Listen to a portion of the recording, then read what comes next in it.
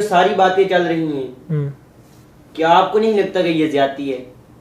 بڑے تعجب کی بات ہے. آپ اچھا یہ آپ کو زیادتی نظر آ رہی ہے تو اللہ تعالیٰ قرآن پاک کے اندر جن کی طہارت کی گواہی دے رہا ہے آپ ان کو خطا کار کہہ رہے ہیں، یہ زیادتی نہیں ہے؟ جن کے لیے اللہ پاک نے قرآن پاک کے اندر مودت کرنے کا حکم اتارا ہے آپ ان کو غلطی کے اوپر بتا رہے ہیں، یہ آپ زیادتی نہیں نظر آئی آپ کو؟ بڑی تعجب اور حیرت ہو رہی ہے. حضور تاجدار کائنات جن کے استقبال میں کھڑے ہو رہے ہیں آپ ان کو خطا کے اوپر کہہ رہے ہیں، یہ زیادتی نہیں ہے؟ صدیقہ کائنات ام المومنین حضرت عائشہ کا وہ فرمان یاد نہیں آیا کہ میں نے سرکار کریم صلی اللہ علیہ وآلہ وسلم کے بعد اگر کسی کو افضل دیکھا ہے تو وہ سیدہ کائنات سیدہ فاطمہ الزہرا سلام اللہ علیہا کی ذات ہے.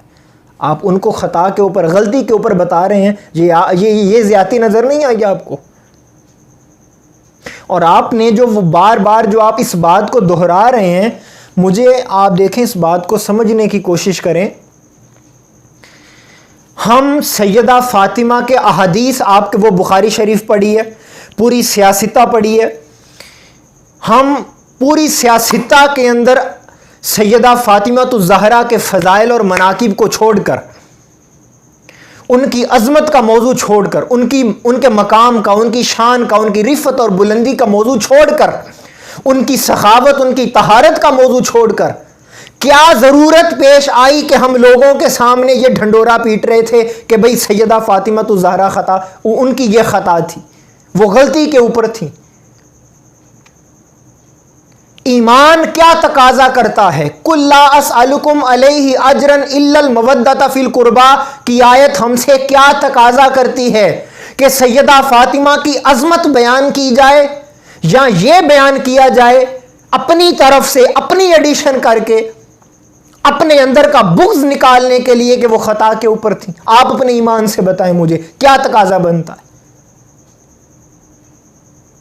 اور آپ اس بات کو سوچیں یہ کتنی بڑی ایک سازش ہے. دکھ اور تکلیف اس بات میری ماں کی بات ہے، آپ کی والدہ کی بات ہے، سیدہ کائنات کی بات ہے. وہ ہستی کے قیامت کے روز اللہ تعالیٰ کہے گا یا اے اہل معاشر اپنی نگاہوں کو جھکا لو، سیدہ کائنات جنت میں جا رہی. یہ ان کی ذات کی بات ہے. پہلے اس امت کے اندر یہ زہر کا ٹیکا لگایا گیا آہستہ آہستہ کہ یزید بھی شہزادہ تھا، کربلا کی جنگ دو شہزادوں کے درمیان تھی، یہ فتنہ ڈالا گیا. پھر آہستہ آہستہ یزید رضی اللہ ہوا، رضی اللہ تعالیٰ عنہ کہا جانے لگا. یزید شہزادہ تھا، اس کے فضائل پر کتابیں لکھی جانے لگیں، وہ امیر المومنین تھا. پھر یہ کہا جانے لگا کہ امام علی مقام کے قتل میں یزید کا کوئی ہاتھ نہیں ہے، لہٰذا اس کو کچھ نہ کہا جائے.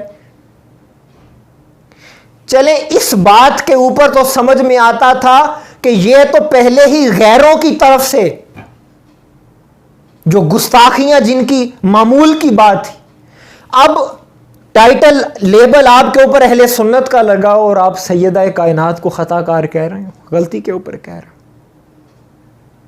مجھے یہ بتائیں وہ جو قرآن پاک کے اندر آیت تطہیر آئی ہے، جو فضائل اور مناقب بیان ہوئے ہیں، وہ آپ کی ماں کے بیان ہوئے ہیں، میرے گھرانے کے بیان ہوئے ہیں؟ وہ کس گھرانے کے بیان ہوئے ہیں؟ وہ فضائل اور مناقب، وہ طہارت کی گواہی سیدہ کائنات کی بیان ہوئی ہے. یہ آقا تاجدار کائنات صلی اللہ علیہ وسلم کی آل کی محبت میں ہی ہمارے ایمان کی بقا ہے، ہماری نجات غلامی آل رسول میں. دنیا کچھ کہتی پھرے ہمیں پرواہ نہیں، ہم آج بھی آل رسول کے نوکر منگتے اور غلام ہیں، رہیں گے قیامت تک اور مریں گے بھی آل رسول کی غلامی محبت اور مودت کے اندر. بس دنیا کی پرواہ نہیں ہے، دنیا جو مرضی کہتی پھرے، راضی ہو ناراض ہو، ہمیں کبھی پرواہ ہی نہیں ہے اس بات کی. اور ان لوگوں سے ہمارا کوئی تعلق نہیں ہے جن کا تعلق آل